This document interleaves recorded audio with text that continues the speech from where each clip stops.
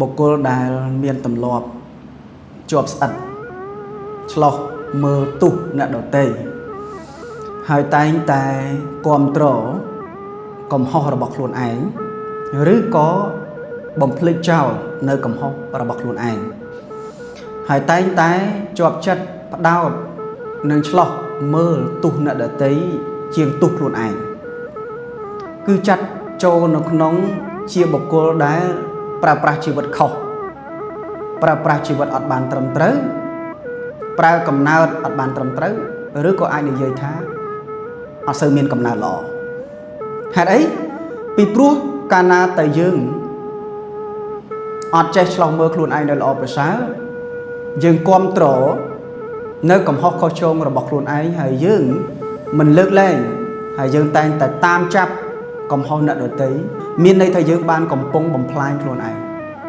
កំពុងបំផ្លាញនៅជោគវាសនាខ្លួនឯងកំពុងបំផ្លាញនៅឋានៈវាសនារបស់ខ្លួនឯងនិងបំផ្លាញភាពរីកចម្រើនរបស់ខ្លួនឯងក្នុងភាពជាអ្នកដឹកនាំ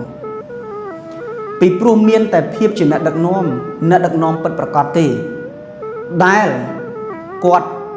ឆ្លោះមើលខ្លួនឯងចាប់កំហុសខ្លួនឯងនិងឲ្យតម្លៃខ្លួនឯងក្នុងដំណើរត្រូវហើយអភិវឌ្ឍខ្លួនឯងជាប្រចាំចំណុចណាមិនល្អបោះបង់ចោល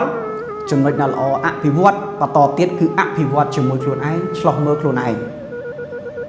គាត់មិនសូវជាចាប់អារម្មណ៍ដើម្បីចាប់ទុះកំហុសអ្នកដទៃជាអត្តភាពទី1ទេពីព្រោះបើសិនបើយើងរវល់ចាប់កំហុសចាប់ទុះ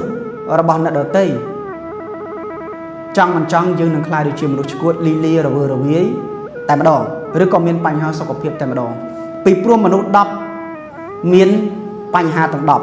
10មនុស្ស10មានចរិតខុសគ្នាទាំង10មនុស្ស10គឺតែងតែមាននៅភាពខុសគ្នាទាំង10យើងមិនបាច់ទៅចាប់កំហុសឬក៏ចាប់ទុះអ្នកដទៃទេពីព្រោះគេចេះចាប់ទុះចេះកាត់ទុះខ្លួនគេដោយស្វ័យប្រវត្តិហើយនេះជាច្បាប់ធម្មជាតិកាលណាតែយើងប្រើរូបមន្តទម្លាប់បែបដូចនេះគឺយើងប្រើប្រាស់កំណើតខុសឬក៏ប្រើប្រាស់ជីវិតដ៏មានតម្លៃនេះខុសហើយអញ្ចឹងយើងមិនអាចរីកចម្រើនយើងមិនអាចបានសេចក្តីសុខសេចក្តីចម្រើនតាមរយៈចិត្តស្អិតជាប់ជំពាក់មានទម្លាប់តាមចាប់តាមឆ្លោះមើល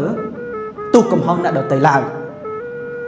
ទោះអ្នកនោះគាត់មានទុះប៉ុណ្ណាប៉ុណ្ណីក៏ដោយវាមានទុះទាន់ផ្សេងតាមច្បាប់រដ្ឋឬក៏ច្បាប់ធម្មជាតិហើយគាត់កាត់ទុះដោយខ្លួនឯងហើយតែអ្វីដែលសំខាន់យើងក៏ដូចគ្នាកាលណាតែយើងអត់យល់យើងអត់ដឹងយើងអត់បានឆ្លុះបញ្ចាំងខ្លួនឯងយើងនឹងខ្លាចជាជនរងគ្រោះគឺយើងសម្លាប់ខ្លួនឯងធ្វើបាបខ្លួនឯងដោយសម្ងាត់គេហៅថាមិនដឹងអំពីដំណើរនៃការអភិវឌ្ឍខ្លួនដើម្បីខ្លាយជាអ្នកដឹកនាំដែលមានភាពជាអ្នកដឹកនាំគឺដឹកនាំជីវិតរបស់ខ្លួនឯងឲ្យភ្លឺស្វាងនឹងឯងអញ្ចឹងបានជាខ្ញុំលើកឡើងថាកាលណាតែយើងមានស្ថានភាពជាប់ជំពាក់ស្អិតរមួតក្នុងទម្រង់បែបដូចនេះគឺមានតែបំផ្លាញខ្លួនឯងជោគវាសនាខ្លួនឯងឋានៈវាសនារបស់ខ្លួនឯងឬក៏ប្រើប្រាស់ជីវិតមួយនឹងគឺអាសាបងខាតមែនតើ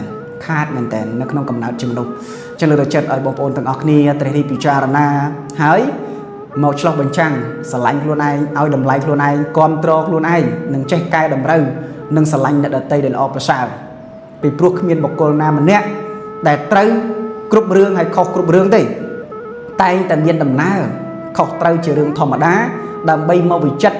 ខ្លួនគេចិត្តគេវាសនារបស់គេនឹងឲ្យខ្លាយទៅជាបុគ្គលខ្លាំងពូកែដែលផ្ដើមចេញអំពីដោះស្រាយបញ្ហាតែដំបូងឡើយត្រូវដោះខ្លួនឯងឲ្យចេញត្រូវឆ្លោះមើលខ្លួនឯងឲ្យបានល្អប្រសើរដើម្បីរីកចម្រើនដើម្បីជាធនធានដ៏ល្អប្រសើរធនធានដែលមានពន្លឺធនធានពេជ្រពុនរាយទាំងអស់គ្នាបាទចូលរួមដើម្បីឆ្លោះមើលខ្លួនឯងនិងរីកចម្រើនមានសេចក្តីស្រឡាញ់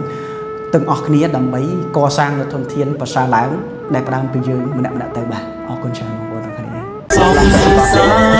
យក្រុមទិញទាំងឡាយចុងបូ